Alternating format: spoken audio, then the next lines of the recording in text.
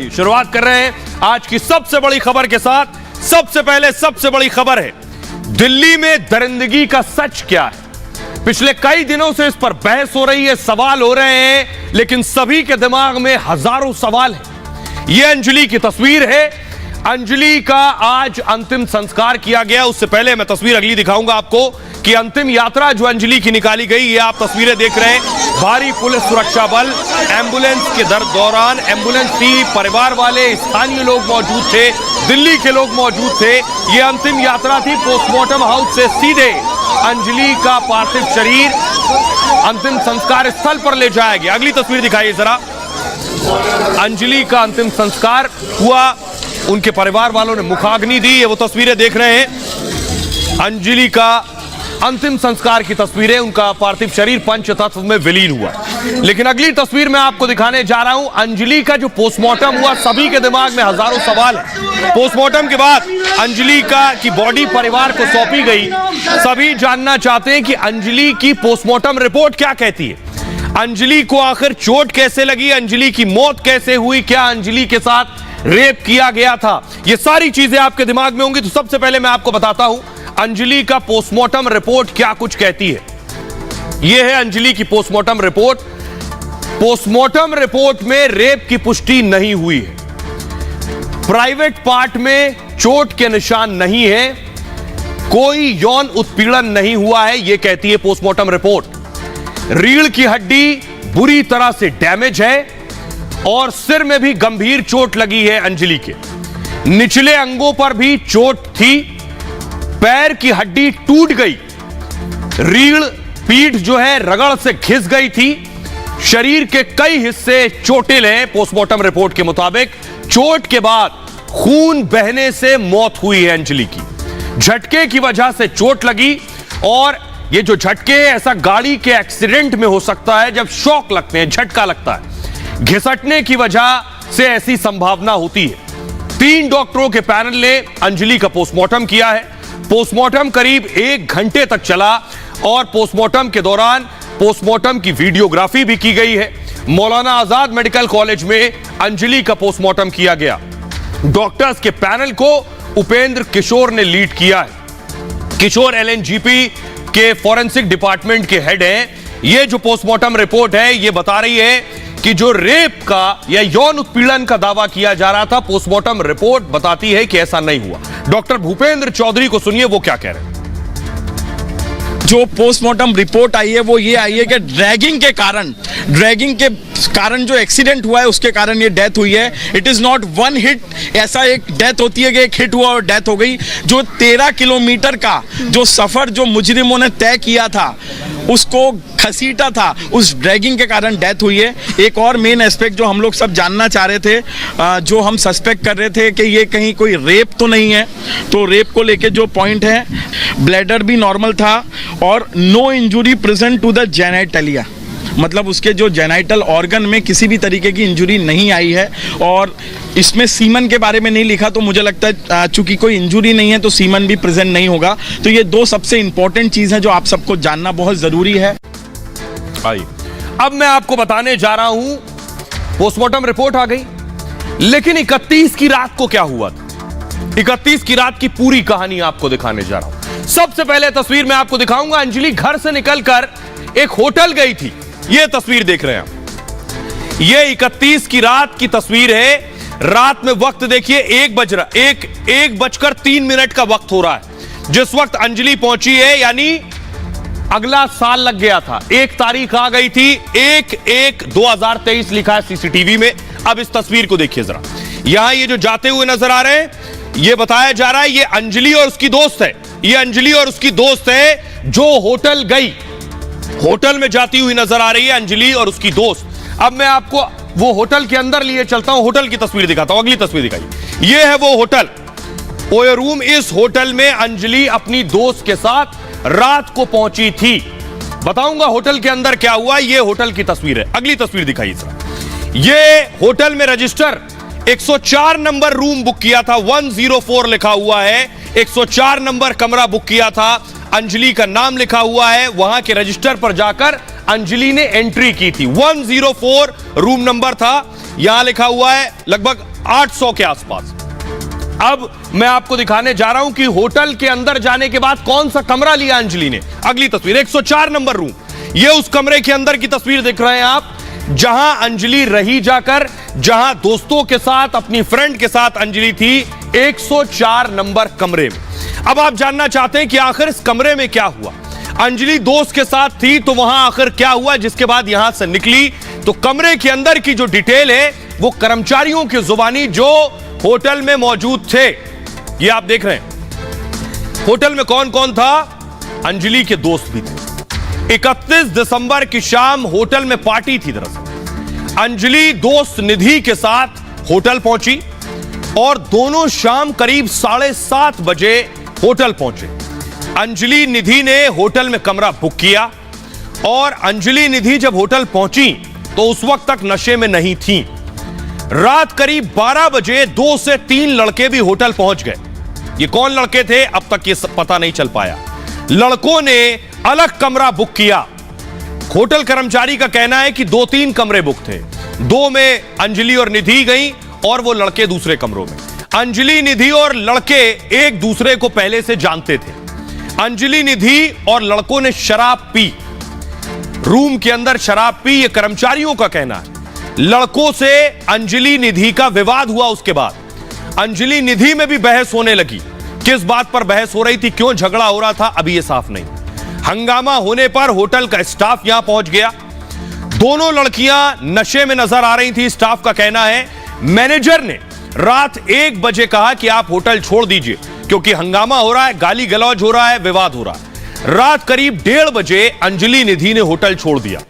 Hotel के बाहर भी अंजलि और निधि आपस में बहस कर रही। इसके बाद मौके पर आसपास के लोग पहुंच गए वहां, और लोग पहुंचे तो अंजलि, निधि स्कूटी पर सवार होकर वहां से निकल गई। निधि स्कूटी चला रही थी और अंजलि पीछे बैठी थी। सीसीटीवी फुटेज में दोनों लड़कियां साथ जाती नजर आ रही हैं। आइए अब मैं आपको सुनवाने जा रहा हूं होटल के कर्मचारी क्या कह रहे हैं, जिन्होंने सब कुछ देखा, उन्हें सुनिए। कितने लोग थे उनके साथ? 5 लोग थे, 4-5 लोग। कौन कौन थे? 2 लड़कियां थी, 2-3 लड़के थे, 5 होंगे एक ही टोटल। रूम में? 2-3 रूम बुक करे थे। एक रूम में तो अलाउ नहीं करते इतने जने। एक रूम में या तो एक कपल या तो 3 बॉयज या 3 गर्ल्स, इसलिए। इस रूम में कौन थे? इस रूम में वो सारे थे जो लड़ाई झगड़ा कर रहे थे अपना, लड़की वगैरह। दोनों लड़कियां? लड़की थी दोनों और लड़के भी थे। इसके अंदर पार्टी कर रहे थे, आपस में उनकी बहस हो गई। तो हमने बोला यहाँ नहीं चलेगा बहस, और भी गेस्ट होटल में, हमने भगा दिया नीचे उन्हें। नीचे लड़ने लगी, अगल बगल वालों ने भगा दिया, फिर वो निकल गए। फिर बाहर जो भी XYZ मामला हुआ। फिर कितने लड़के थे? 2 लड़के थे शायद, हाँ 2-3 लड़के ही। तो अब भीड़ हुई तो और भी लड़के आए, हमें पता नहीं चला उनके ग्रुप में आके रह कितने जने। न्यू ईयर का टाइम था, हम इधर भग रहे उधर भग रहे, हमें नहीं पता कि कौन सा गेस्ट कब आ गया। बट टोटल कितने होंगे लोग? होंगे 4-5 ही थे उस टाइम तो। 4-5 लोग। कितने बजे रूम बुक हुआ होगा? उनका शाम के टाइम ही, शाम के समय। और निकले कितने बजे? रात को करीब 1:30। रात को कितने बजे? 1:30 बजे करीब। 1:30 बजे करीब। क्या उन्होंने नशा किया था कुछ? वो नशा तो कर ही रहे थे, वो दारू बियर वगैरह ड्रिंक वगैरह जो करते सब। ड्रिंक भी कर रखा था लड़कियों ने भी? सब सबने। अब मैनेजर के कहने के बाद निधि और अंजलि बाहर निकली, वो तस्वीरें आपको दिखाते हैं। ये आप देख रहे हैं निधि और अंजलि। यहां भी देखिए धक्का मुक्की हो रही है, यहां भी लड़ाई हो रही है। क्यों लड़ रहे हैं, क्यों धक्का मुक्की हो रही है, कोई नहीं जानता। निधि और अंजलि का सीसीटीवी फुटेज आप देख रहे हैं। दोनों में झड़प हो रही है, किस बात को लेकर हो रही थी, एक दूसरे को पकड़ रखा है दोनों ने। ये भी तस्वीरें हैं और ये भी कर्मचारी कह रहे हैं कि ये नशे में थी दोनों।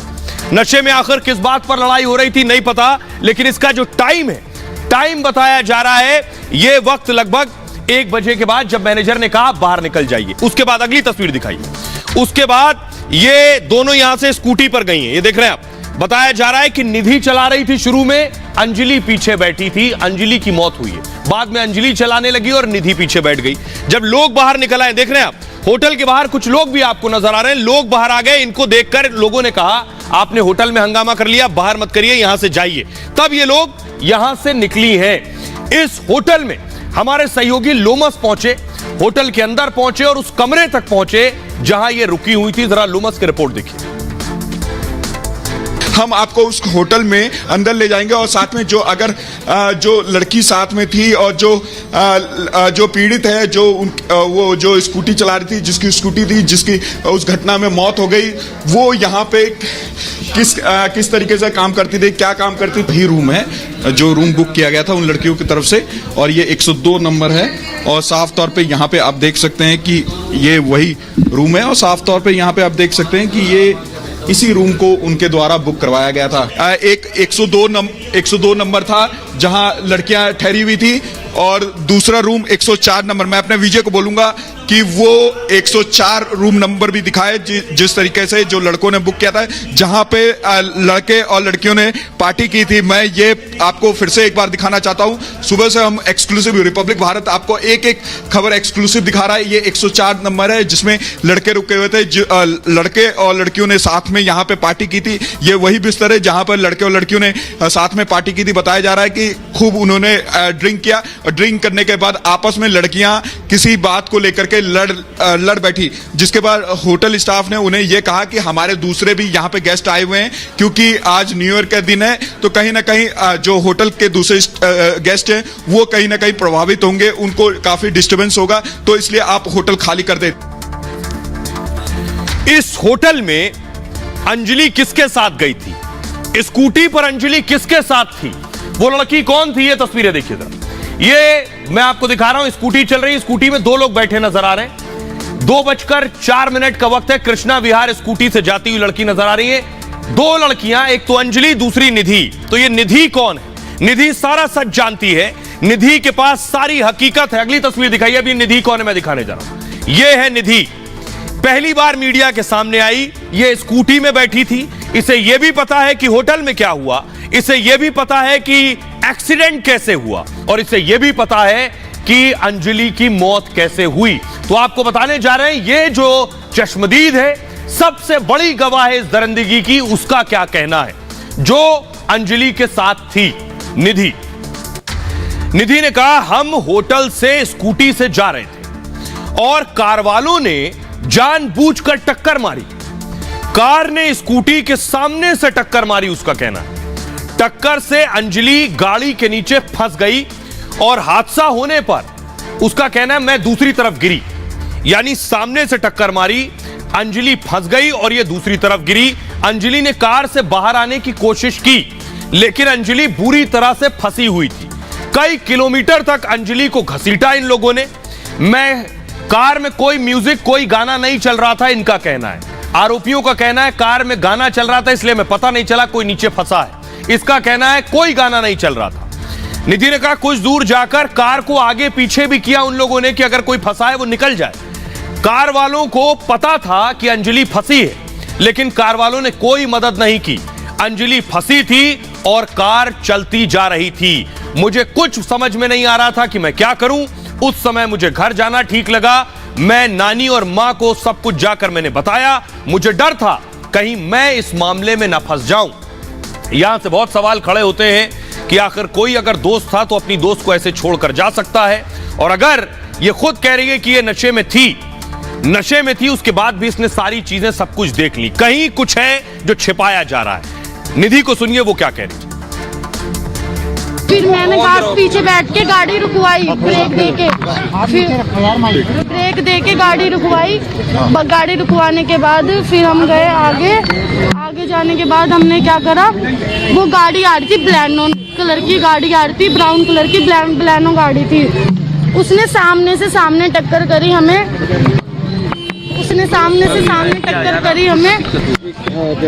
लड़की गाड़ी के नीचे आ गई। लड़की नशे में थी बहुत ज्यादा, लड़की गाड़ी के नीचे आ गई। लड़की बहुत ज्यादा नशे में थी, लड़की गाड़ी के नीचे आ गई। ठीक है, लड़की की गलती है जो लड़की इतने नशे में ड्राइविंग कर रही है। मैंने उसको मना करा कि मत चला, मैं होश में हूँ, मेरे को चलाने दो। उसने मेरे पे विश्वास नहीं करा, उसने अपने आप पे विश्वास करा कि नहीं बहन तू घेर देगी मुझे, मैं चलाऊंगी। मैंने कहा ठीक है। एक चीज मुझे पूछना है, बोलने दो यार। आप ये बताइए, एक मिनट रुक जाओ। हाँ आप बताइए फिर क्या हुआ। हाँ बोलने दो यार। कोई बोलिए, बोलो क्या हुआ। फिर कुछ नहीं, फिर हम वहाँ से जा रहे थे, आगे से गाड़ी आ रही थी प्लानो है, तो गाड़ी हम लड़की आगे गिरी, मैं साइड में गिर गई, फिर टक्कर हो गई, वो गाड़ी के नीचे घुस गई। अच्छा। हाँ, लड़कों को पता था कि भाईजान उनके नीचे एक लड़की है। लड़कों ने जानबूझ के इस मौत को अंजाम दिया। उनको पता था, लड़की नीचे से चिल्ला रही थी, मैं होपलेस हो गई थी बहुत ज्यादा, इसलिए मैं घर में चली गई। मैंने किसी को डर के मारे नहीं बताया, मैं किसको बताती, मैंने किसी को नहीं बताया। मैं घर पे चली गई डर के मारे। मैं घर पे जाने के बाद मैं बहुत रोई। उसको ब्लैनो गाड़ी 2 बार आगे लेके गई, 2 बार पीछे लेके, फिर आगे लेके, फिर स्पीड में उसे खींचती हुई अपनी उसके नीचे उसके कुछ अटक गया था। अच्छा। वो किसी चीज में अटक गई थी नीचे गाड़ी के। अटकने के बाद वो आगे गई, पीछे गई, आगे गई, फिर उसे गाड़ी बिल्कुल आगे घसीट के ले गई। फिर उसे घसीटते घसीटते वो छुट्टी नहीं होगी, उसे घसीटते घसीटते बिल्कुल आगे ले गई। अच्छा निधि, इसी दौरान उसकी मौत हो गई। अच्छा निधि, आपने क्यों नहीं बताया था किसी को? क्योंकि वजह क्या मैं थी? बहुत सवाल ये ज्यादा खड़ा डर होता गई थी और मैं नहीं चाहती थी कि मेरे घर वालों पे बात आए और कुछ भी बात आए, इसलिए मैं बहुत ज्यादा डर गई। है। अच्छा, आप लोगों के बीच में क्या झगड़ा होता है? जानते हैं, उसकी मम्मी जानती है। अच्छा, आप लोगों के बीच झगड़ा किस बात को लेकर हुआ हमारा था? झगड़ा ही नहीं हुआ हमारा। मैं कह रही थी मैं ड्राइविंग करूंगी क्योंकि वो बहुत ज्यादा नशे में थी। अच्छा, निधि एक चीज बताओ जरा, एक चीज बताओ, आपने 4 लड़कों से बात की थी, वो 4 लड़के कौन थे? नहीं, वो हमने बात नहीं करी थी, वो हाँ, हमारा हाँ। पीछा कर रहे थे।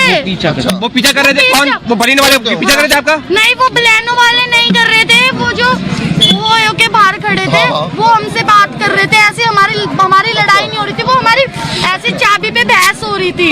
वो कह रही थी मैं ड्राइविंग करूंगी, मैं कह रही थी मैं ड्राइविंग करूंगी। कमरे में भी दोनों की लड़ाई हुई आप लोग? नहीं हुई। आ जाओ, अच्छा, ठीक है। अच्छा, ये बताओ निधि, अच्छा निधि एक बात ये बताओ कि वजह क्या थी? कोई बॉयफ्रेंड की बात थी? हाँ, उनकी पर्सनल मैटर था, उनका पर्सनल मैटर था, उसमें मेरे को नहीं पता उनका पर्सनल मैटर था। क्या हुआ उन दोनों के बीच, क्या नहीं हुआ, वो उन दोनों को पता है। मैं बाहर चली गई थी उस आपने टाइम कुछ पे। बोला था निधि ने ऐसा? है, उसने- अंजलि ने मुझसे कुछ ऐसा नहीं बोला। अच्छा, बस कितने सालों से जानते थे? पीछे पीछे भी मुझे अंजलि को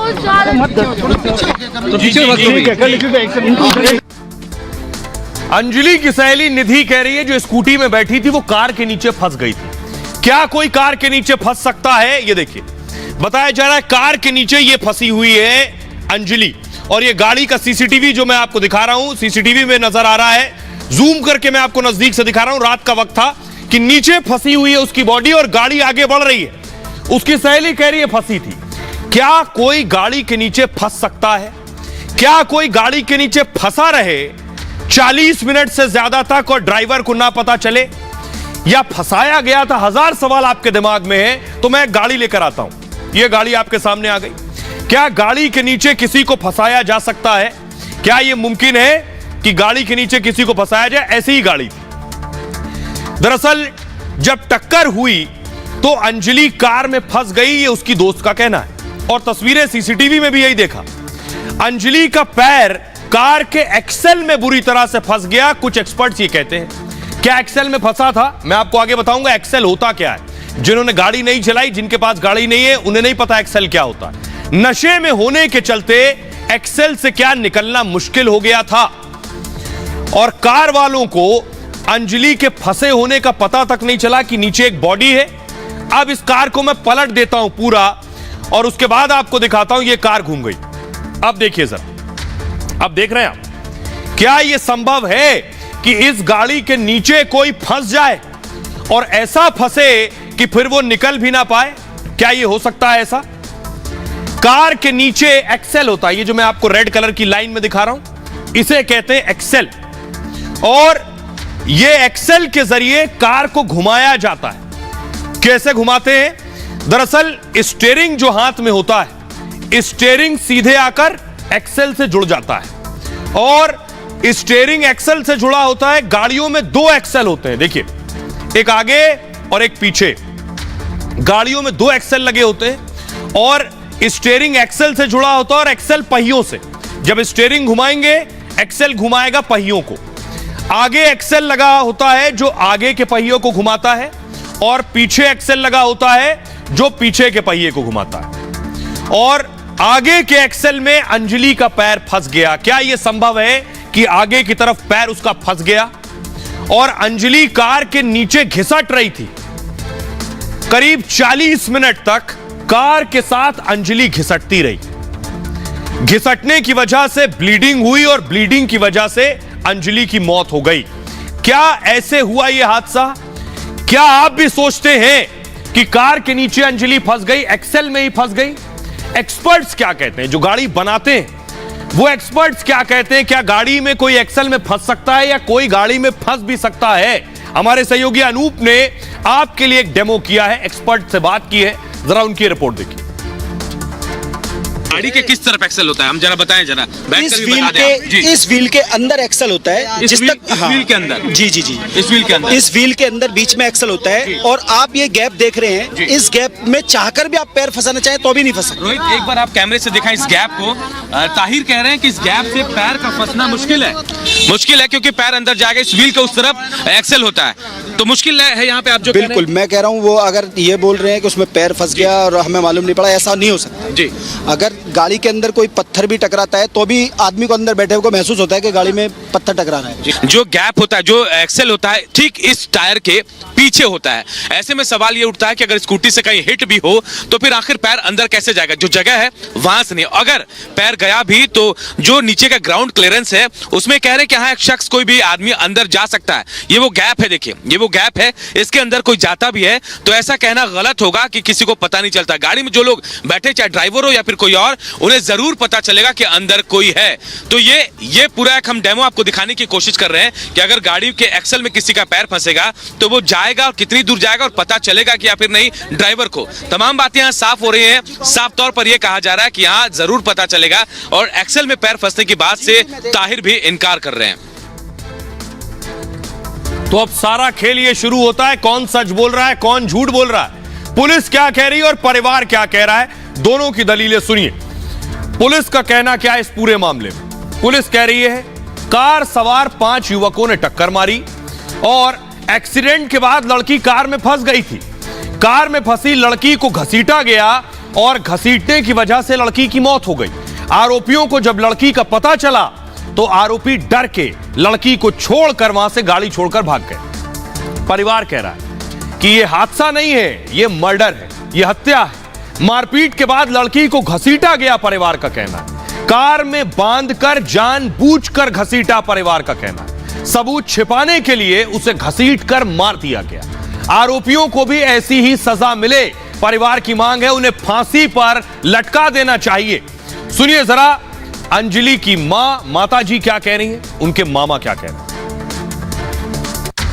एक्सीडेंट तो इतना बुरा करा है कि उसका भी इसी तरीके से करके देखे हैं एक्सीडेंट।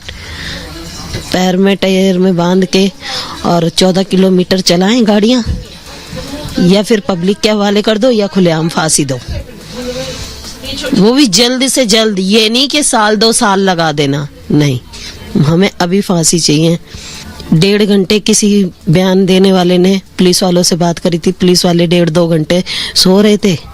2-1.5 घंटे गाड़ी चली है लड़की बांध के, कहाँ थे पुलिस वाले? अभी 10 मिनट ही बिना हेलमेट के चले जाओ, पुलिस वाले फट पकड़ लेंगे।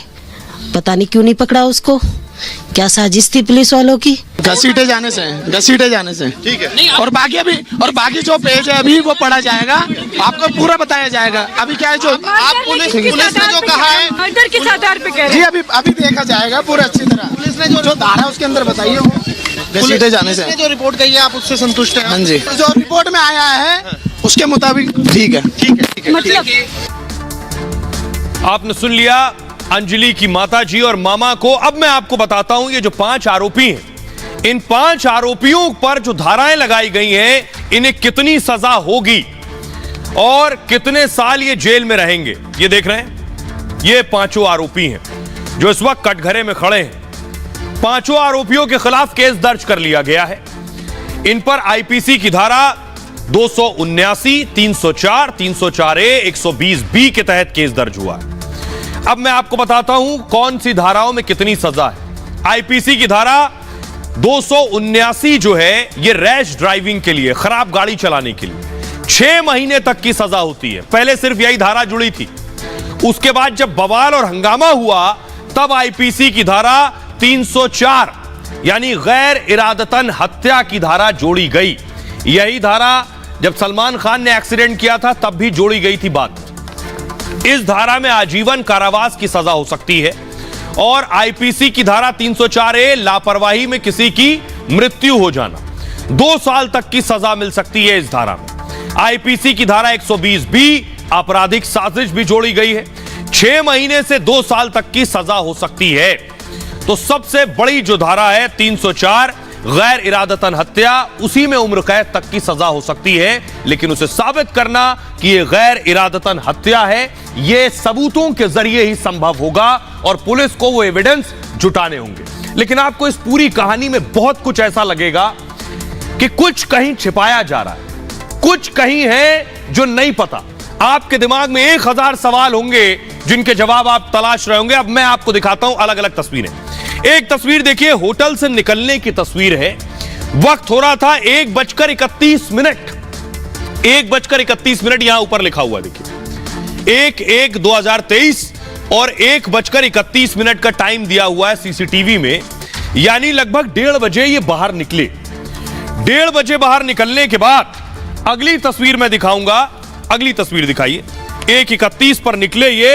अब अगली तस्वीर आप देख रहे हैं 2:10 पर, 2:10 पर, यानी 1:31 से 2:10, वक्त कितना, 40 मिनट का गैप।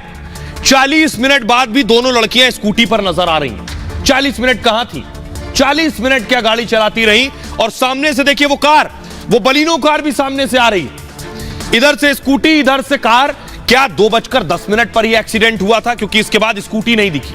अगर 2:10 पर एक्सीडेंट हुआ था, अगली तस्वीर दिखाइए, 3:17 की तस्वीर है ये आप देख रहे हैं, बॉडी 3:17। अगर 2:10 पर एक्सीडेंट हो गया था तो 1 घंटे 7 मिनट तक अंजलि की बॉडी नीचे रगड़ रही थी। अगर बॉडी फंसी थी 1 घंटा 7 मिनट तक, क्योंकि वो गाड़ी दिख रही है। अगली तस्वीर दिखाइए, 3:17 के बाद 3:31 का फुटेज है। ये गाड़ी मुड़ी और कहा गया ये बॉडी नीचे घिसट रही है, यानी 1 घंटा 21 मिनट तक बॉडी गाड़ी के नीचे रगड़ रही थी। 1 घंटा 21 मिनट, 40 मिनट नहीं, 1 घंटा 21 मिनट। ये सीसीटीवी साबित कर रहे हैं। तो सवाल जो आपके दिमाग में अब चल रहे हैं वो सवाल क्या है? सवाल उसकी सहेली को लेकर भी है, सवाल होटल को लेकर भी है, सवाल गाड़ी में हादसा या हत्या को लेकर भी है। तो सवाल ये, अंजलि और निधि होटल क्यों गई? पहला सवाल आपके दिमाग में होगा। होटल में कमरा क्यों बुक किया गया?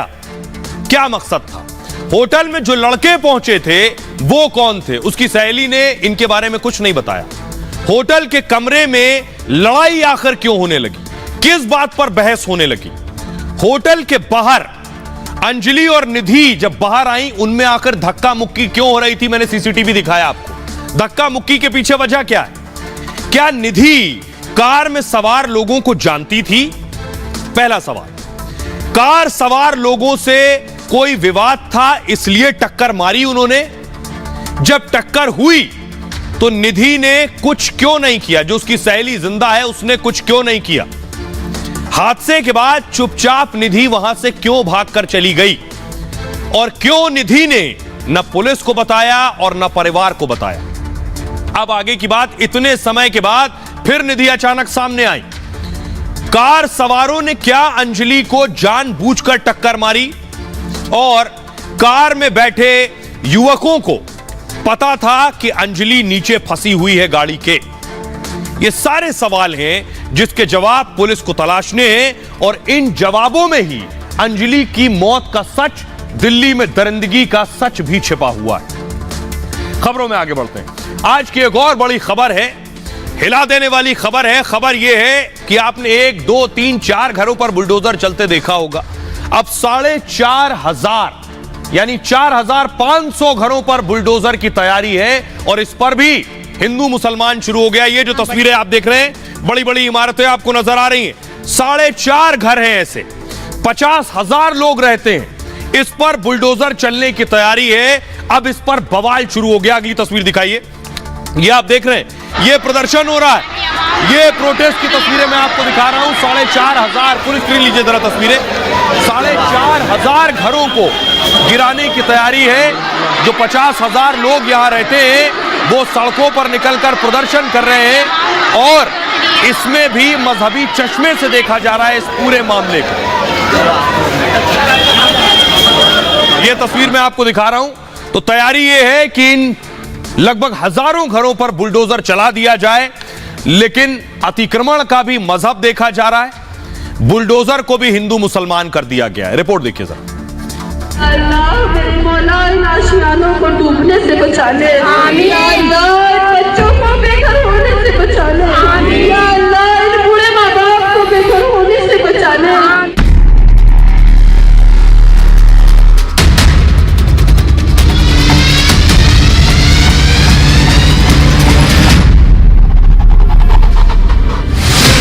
उत्तराखंड के हल्द्वानी में हाहाकार मचा है। बच्चे, बूढ़े, महिलाएं, बुजुर्ग और युवा सब सड़कों पर हैं। हड्डी गला देने वाली सर्दी में जब पूरा देश या तो अलाव सेक रहा है या फिर रजाई और कंबल में घरों में दुबका पड़ा है, तब हल्द्वानी के लोग अपने आशियाने को बचाने के लिए सड़कों पर हैं। और 1.5 लाख मकानों को, कॉलोनियों को लीगल कर दिया गया है और यहाँ को तोड़ा जा रहा है। ऐसा क्यों? जब हमारी है तो हम खाली क्यों करेंगे? हमारे पास कागज है। हमने, देखिए, कोर्ट ने आदेश दे दिया, हम कोर्ट के आदेश का पालन करते हैं, लेकिन एक कोर्ट नहीं है ना, हाई कोर्ट से ऊपर सुप्रीम कोर्ट होता है। हमारे लोग सुप्रीम कोर्ट गए। दरअसल उत्तराखंड सरकार हल्द्वानी की एक बस्ती में 4,500 घरों पर बुलडोजर चलाने की तैयारी में है, जिसमें करीब 50,000 लोग दशकों से रहते हैं, जिनका अपना कोई और ठिकाना नहीं।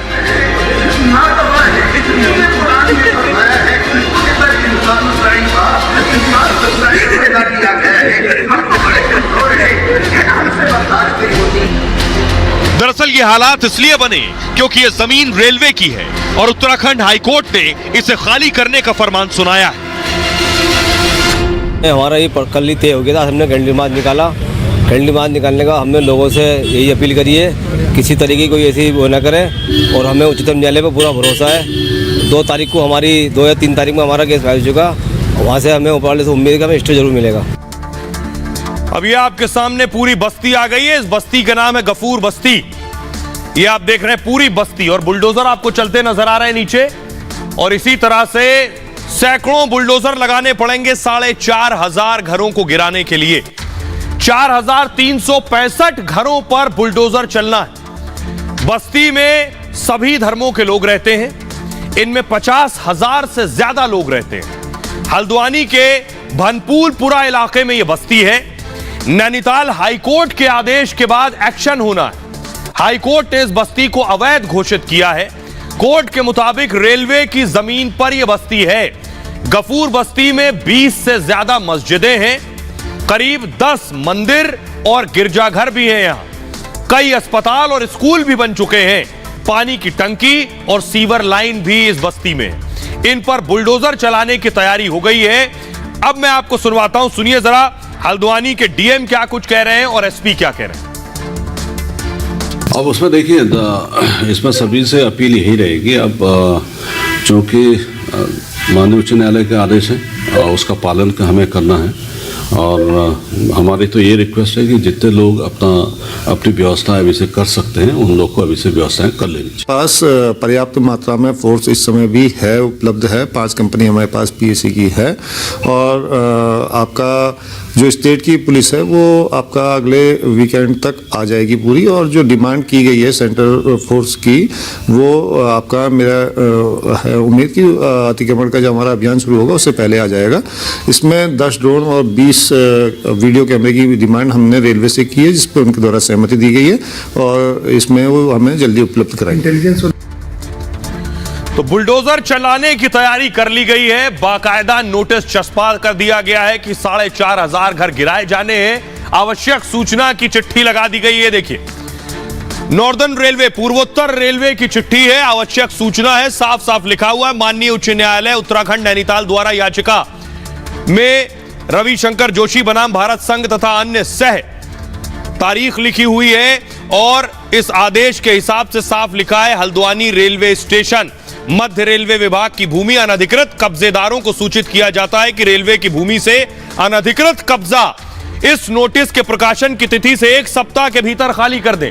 यानी 1 हफ्ते के अंदर खाली कर दें घरों को। बुलडोजर चलने वाला है। आइए मैं आपको बताता हूं कि आखिर बुलडोजर क्यों चल रहा है, कोर्ट ने क्या आदेश दिया है, यह पूरा मामला एकाएक कैसे सामने आ गया, ये आप देख रहे हैं घर और कोर्ट का आदेश आपको बताता हूं। हाई कोर्ट के आदेश के बाद यह कार्रवाई हो रही है। हाई कोर्ट ने 27 दिसंबर को आदेश दिया और कोर्ट ने 7 दिन में अवैध कब्जा हटाने को कहा है कि इन बिल्डिंगों को गिरा दीजिए। हाई कोर्ट ने माना है कि सरकारी जमीन पर ये 4,500 घर, ये मकान बने, बस्ती के लोगों ने रेलवे की जमीन पर कब्जा करके बनाया है। करीब 29 हेक्टेयर जमीन पर अवैध कब्जा हुआ है। एकड़ के हिसाब से करीब 78 एकड़ बैठता है अवैध कब्जा। बस्ती रेलवे लाइन से सटी है और 2.2 किलोमीटर में, यानी 2 किलोमीटर से ज्यादा लंबी यह बस्ती है। हाईकोर्ट के आदेश के बाद यह मामला और ज्यादा गर्मा गया है। हाईकोर्ट के फैसले को सुप्रीम कोर्ट में चुनौती दी है बस्ती वालों ने। सुप्रीम कोर्ट में इस पर अब 5 जनवरी को सुनवाई होनी है। हालांकि इस मामले में सुप्रीम कोर्ट भी सख्त रहा है और जमीन अतिक्रमण को लेकर सवाल उठा चुका है पहले भी। अब आपको बताते हैं इसकी शुरुआत कैसे हुई। 2013 में इसकी शुरुआत हुई। शुरुआत ऐसे हुई कि जब गौला नदी पर एक पुल बना था, वो पुल ध्वस्त हो गया, जिसके खिलाफ कोर्ट में एक PIL डाली गई और जिसमें बस्ती के लोगों पर पुल गिरने का आरोप लगा। कहा गया कि यहां के लोग नदी में खनन करते हैं और खनन के दौरान पिलर्स के पास भी खुदाई की गई और जिसकी वजह से गौला नदी पर बना पुल नीचे गिर गया। जिसके बाद कोर्ट ने रेलवे और सरकार को नोटिस भेजा और तब सरकार ने माना कि अवैध कब्जा हुआ है। जिसके बाद 9 नवंबर 2016 को कोर्ट ने यह बड़ा आदेश दिया। गफूर बस्ती में अवैध अतिक्रमण को फौरन हटाने को कहा। इस आदेश के बाद प्रभावित लोग कोर्ट पहुंच गए, लेकिन अब कोर्ट ने फिर से कब्जा हटाने के आदेश दे दिए हैं। सुनिए जरा, ये जो लोग रहते हैं यहां 50,000 से ज्यादा लोग हैं, वो क्या कह रहे हैं। लोगों के पास दाखिल खारिज के पेपर हैं, लोगों के पास फ्री होल्ड ज़मीन है, लोगों के पास रजिस्ट्री है, लोगों के पास पट्टे हैं, लेकिन इन सारी चीज़ों को कोर्ट ने देखा नहीं देखा इसका हमें कोई ज्ञान नहीं है, हमें कोई पता नहीं। लेकिन कोर्ट ने एक तरफा फैसला रेलवे के पक्ष में किया। किस आधार पे किया पता नहीं, क्योंकि यहाँ पर 4 इंटर कॉलेज, 2 मंदिर हैं और 12 मस्जिदें इसके जद में आ रही हैं और सामुदायिक केंद्र, धर्मशाला है। हमारा डिमांड ये है कि यहाँ पर जितनी भी बस्ती यहाँ पर बनी है, ये 50 साल 55 साल से रह रहे हैं। आज तक रेलवे ने कोई इसमें वो नहीं किया कि हमारी है कर। जो रेलवे की जरूरत के हिसाब से जो उनकी जगह है, जो उनके नक्शे के हिसाब से है, वो जगह ले लें। उसके लिए तो पब्लिक भी सहयोग के लिए तैयार है, ना कि ऐसा नहीं कि रेलवे बिल्कुल अपनी जगह को छोड़ के, अपनी हदबंदी को छोड़ के साहब हम गोपाल मंदिर भी उजाड़ देंगे, ये भी कर देंगे। तो ये कहाँ का इंसाफ है, कहाँ का कानून है। अब मैं आपको बताता हूं, हर जगह हिंदू मुसलमान होना तय था।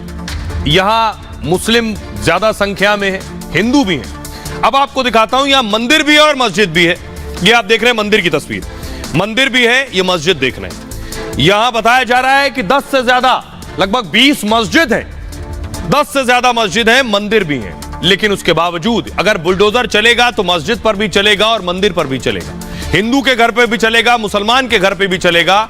लेकिन ओवैसी ने इस पे भी हिंदू मुसलमान खोज लिया। ओवैसी क्या लिख रहे हैं, जैन समाज के पूजा स्थलों को निशाना बनाया गया। क्रिसमस से लगातार ईसाइयों पर हमले हो रहे हैं। लद्दाख के बौद्ध व शिया पूर्ण राज्य के लिए सड़क पर हैं। यूपी में सिख युवकों पर हमला हो रहा है। असम में हजारों मुसलमान बेघर कर दिए गए। अब उत्तराखंड के हल्द्वानी में बेघर होने वाले हैं। उनका कहना है अल्पसंख्यक, अब यहां ओवैसी ने दूसरी लाइन ली है, अल्पसंख्यकों को टारगेट किया जा रहा है। इसलिए क्रिश्चियन, जैन और मुसलमानों की बात कर रहे हैं। काजी निजामुद्दीन कांग्रेस के नेता हैं, वो कह रहे हैं हल्द्वानी के 4,400 घरों को तोड़ा जा रहा है। राज्य सरकार ने तैयारी कर ली है। सरकार को इन परिवारों को की परेशानी सुननी चाहिए। इतने लोगों को बेघर कर देना कहां का न्याय है। राज्य सरकार और रेल मंत्रालय इस पर गंभीरता से सोचे। तो सियासतदानों को मौका मिल गया सियासत करने का। हमारी सहयोगी मधुरिमा उन 50,000 लोगों के बीच उस हल्द्वानी में बस्ती पर पहुंची। ग्राउंड जीरो से उनकी रिपोर्ट देखिए। उस एरिया से रिपोर्ट कर रहे हैं जहां पर एक लीगल केस चल रहा है रेलवे और उन लोगों के बीच में जो यहाँ रहते हैं। मैं मनीष को कहूंगी कि वो दिखाएं कि किस तरीके से ये जो सारा एरिया, आप देख सकते हैं कि यहाँ बड़े बड़े घर हैं, दुकानें हैं, स्कूल है, मकान है, एक तरीके से पूरा यहाँ पे एक रेजिडेंशियल एरिया बसाया गया है। और अब केस ये है कि रेलवे कह रहा है कि ये उनकी ज़मीन है और जहाँ की यहाँ के लोगों की कहने की बात है, वो ये कह रहे हैं कि वो दसियों सालों से यहाँ पर रह रहे हैं, 50 साल, कुछ बिल्डिंग 100 साल भी पुरानी है। उनका ये कहना है कि वो यहाँ पर रह रहे हैं और ये ज़मीन उनकी है। बल्कि अगर हम हाई कोर्ट की ऑर्डर की मानी जाए तो हाई कोर्ट ने रेलवे के फेवर में ऑर्डर दिया है।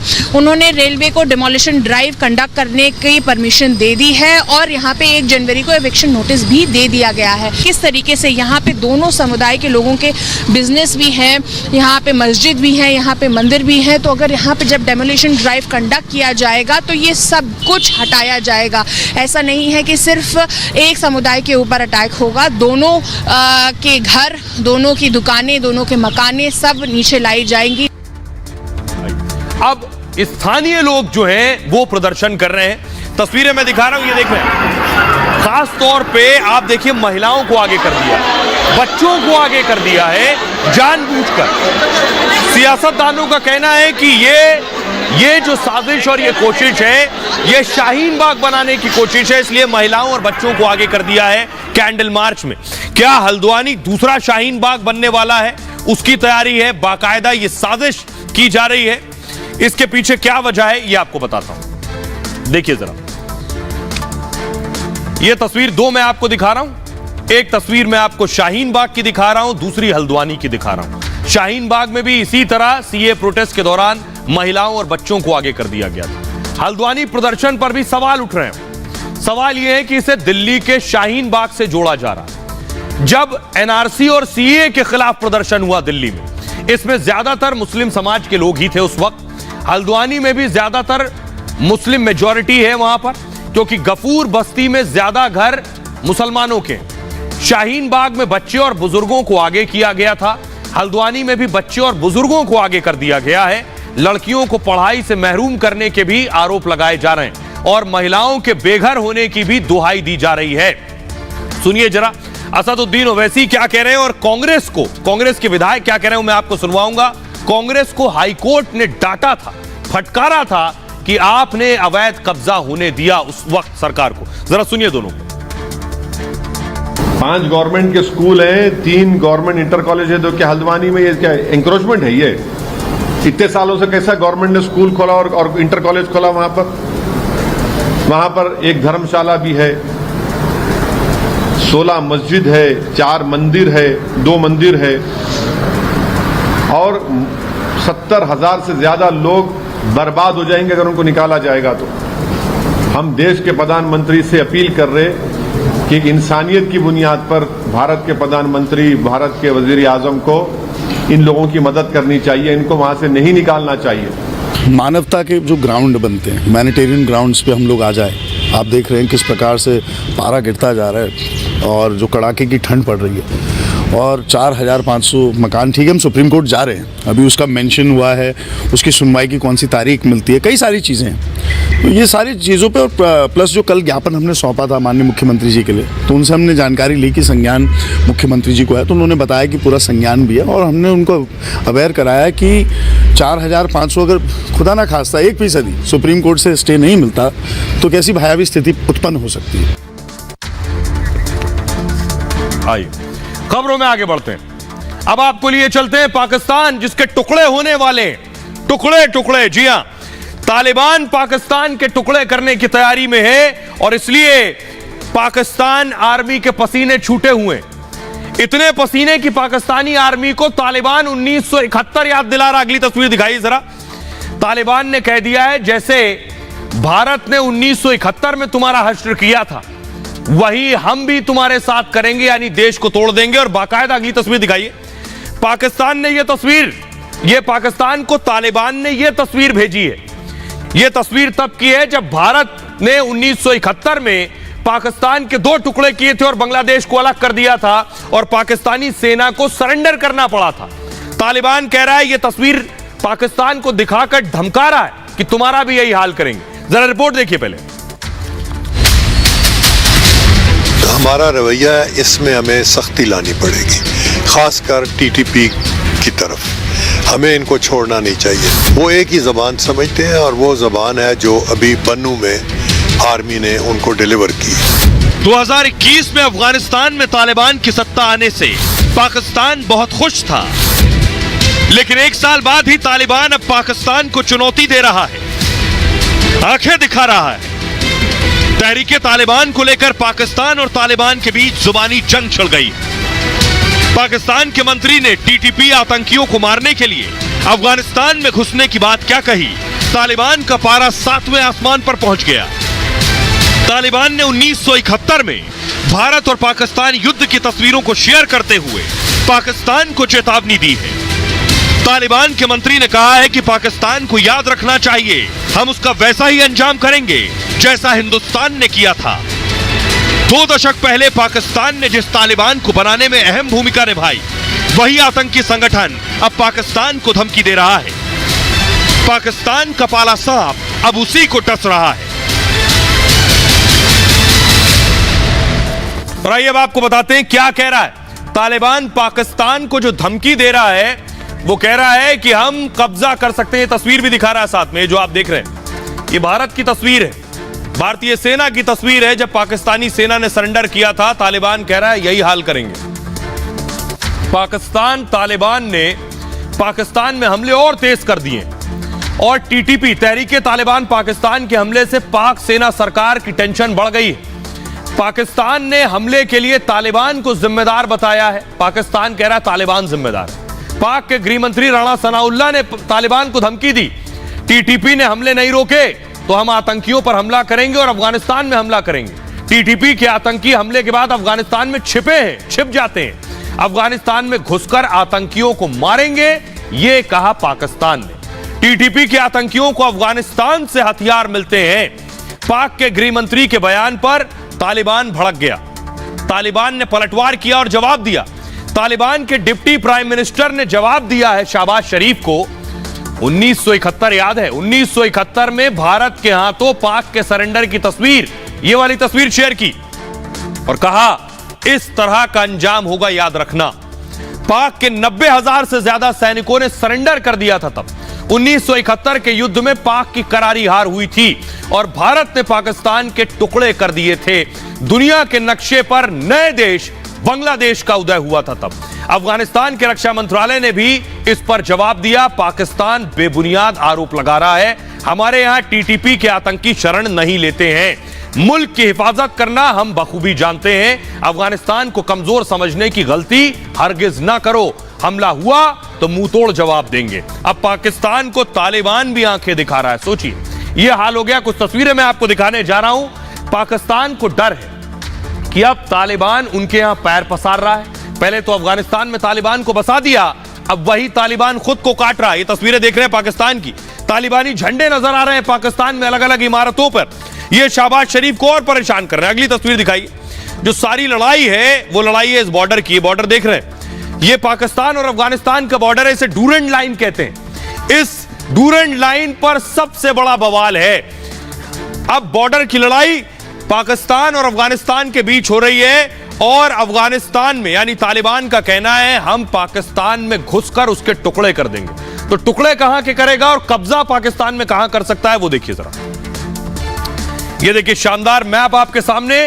अफगानिस्तान आपको नजर आ रहा है, पाकिस्तान नजर आ रहा है। अफगानिस्तान पाकिस्तान के बीच में आपको नजर आ रहा है खैबर पख्तूनख्वा। बॉर्डर पर ही ये है, इमरान खान की यहां सरकार है, यहीं घुसकर कब्जा करेगा। पाक का खैबर पख्तूनख्वा अफगानिस्तान से सटा हुआ प्रांत है और टीटीपी सबसे ज्यादा खैबर पख्तूनख्वा में ही एक्टिव है। टीटीपी खैबर पख्तूनख्वा में लगातार हमले कर रहा है। खैबर पख्तूनख्वा में इमरान की पार्टी की सरकार है, तहरीके इंसाफ। इमरान तालिबान के लिए हमेशा नरम रुख रखे रहे। पाक अफगान सीमा पर भी तनाव बढ़ रहा है और तालिबान ने सीमा पर फेंसिंग को तोड़ दिया, यानी जो बाड़ा लगाया गया था, जो तार लगाए गए थे कटीले, वो तोड़ दिए। तालिबान के हमले में 12 पाकिस्तानी सैनिक और 7 नागरिक मारे गए। तालिबान खैबर पख्तूनख्वा को अपना हिस्सा मानता है। और अफगानिस्तान में काबिज होने के बाद तालिबान ने इस बात को कहा था कि खैबर पख्तूनख्वा हम लेकर रहेंगे। रविवार को टीटीपी ने पाक में नई सरकार का ऐलान किया है और कई मंत्रालयों के साथ अपनी सत्ता चलाने की बात कही है। दावा है कि टीटीपी ने यह सब तालिबान के कहने पर किया है। अफगान तालिबान और पाक तालिबान की विचारधारा एक है, दोनों पाकिस्तान में शरिया लागू करना चाहते हैं। टीटीपी खैबर पख्तूनख्वा को पाक से अलग करना चाहता है। टीटीपी को पश्तून और पठानों का भी समर्थन मिल रहा है। अब ये जो हालात है, ये हालात शहबाज शरीफ को भी डरा रहे हैं, उनकी सेना को, उनके नए चीफ असीम मुनीर को भी डरा रहे हैं और पाकिस्तान के लोगों को भी डरा रहे हैं। पाकिस्तान के लोग क्या कह रहे हैं तालिबान की इस धमकी पर, सुनिए। यही तालिबान पहले हीरो थे और हीरो से बाद में वक्त गुजरने के साथ साथ जब गुजरा और मुशर्रफ का दौर आया तो ये ज़ीरो हो गए। यही पहले मुजाहिदीन थे और यही बाद में क्या हो गए, दहशतगर्द हो गए। सवाल ये पैदा होता है कि इनको मुजाहिदीन बनाने वाले और बाद में इनको दहशतगर्द बनाने वाले कौन हैं? हमारे मुल्क में वो ज़ुम्मेदार अदारे हैं जिसमें हमारी फ़ौज और वो जर्नैल जो कि अमेरिका से डॉलर लेते हैं और बिकते हैं और इनकी पुष्पनाही करते हैं, वो इसके ज़िम्मेदार हैं। 92 में मैं खुद तालिबान बनना चाहता था, मैं जाना चाहता था अफगानिस्तान। हम ना उस वक़्त ये समझते थे कि हम जहाद कर रहे हैं और हम बहुत ही जनाब ज़बरदस्त काम कर रहे हैं, लेकिन अब इस एज में आके हमें पता लगा हम जहाद नहीं कर रहे थे, हम अमेरिकन के लिए लड़ रहे थे, अल्लाह के नहीं लड़ रहे थे, हम डॉलर और फंडिंग के लिए लड़ रहे थे। इसने 6 शहीद किया, उसको चाहिए उसको 10 बंदे मार डालो कि पता चले ना कि अंदर ये लोग जो ना आस्ता आस्ता ऊपर जा रहे, लेकिन इसको काबू करना है। ये आजकल जितने भी देखोगे ना जुल्म करना शुरू हो गया। अभी इस इलाकों में, उस इलाकों में कल को ये बोलेगा कि हर बॉर्डर पे आके जुल्म करेगा। हमारे फौजियों को चाहिए ना इसका जवाब खून से देना चाहिए। हमेशा बॉर्डर पे जब मरा है एक सिपाही मरा है, कभी भी जर्नल कोई नहीं मरा।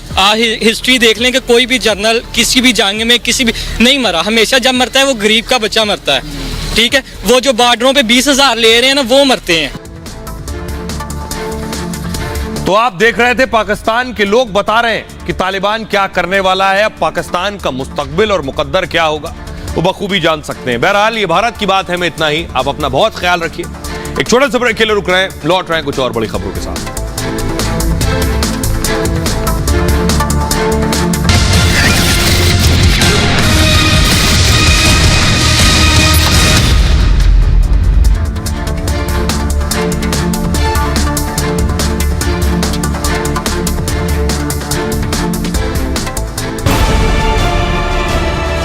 आज देश से एक बार फिर वादा करता हूं कि सच के लिए रिपब्लिक की लड़ाई कभी कमजोर नहीं होगी, क्योंकि हमारे लिए राष्ट्र सर्वोपरि है।